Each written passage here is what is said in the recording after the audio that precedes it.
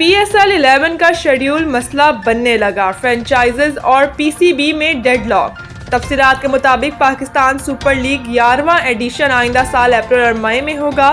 Pakistan cricket board PCB نے 2 نئی ٹیموں کی فروخت کا عمل شروع کر دیا، البتہ میچز کی تعداد پر تاحال اتفاق نہیں ہو سکا۔ ابتدائی طور پر 44 سے 60 میچز کی تجویز سامنے آئی ہے۔ فرنچائزز چاہتی ہیں کہ آمدنی میں اضافے کے لیے زیادہ میچز رکھے جائیں۔